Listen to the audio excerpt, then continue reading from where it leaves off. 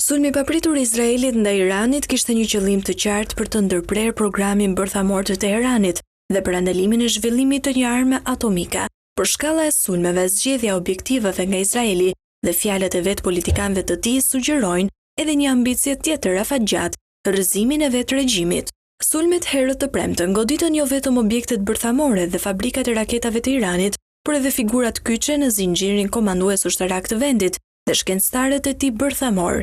Goditje që duket se synojnë të zvogëlojnë besueshmërinë e Iranit, si në vend ashtu edhe midis aleatëve të tij në rajon, faktorë që mund të destabilizojnë udhëheqjen iraniane, thonë ekspertët. Mund të supozohet se një nga arsyet pse Izraeli po e bën këtë është se ata shpresojnë të shohin ndryshimin e regjimit, thot Michelle Singh, Institutit të Washingtonit për politikat e lindjes së afërt dhe një ish zyrtar i lartë nën presidentin George W. Bush.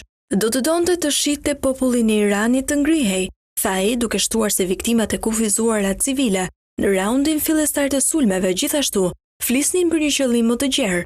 Në një fjalim disa orë pasi avionët luftarak Izraelit filluan të godisnin objektet bërthamore iraniane dhe sistemet e mbrojtjes ajrore, kryeministri i Izraelit Benjamin Netanyahu ju drejtua drejt për drejt popullit iranian.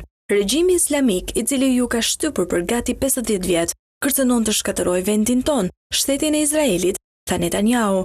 Objektivi i Izraelit ishte të eliminonte kërcënimin bërthamor dhe të raketave balistike, tha ai, por shtoi. Ndërsa arrim objektivin ton, ne gjithashtu po hapim rrugën për ju që të arrini lirinë tuaj. Regjimi nuk e di se çfarë goditi, ose çfarë do të godas. Nuk ka qenë kurrë më i dobët. Ky është shansi juaj për të ngritur dhe për të lënë zërat tuaj të dëgjohen, tha Netanyahu.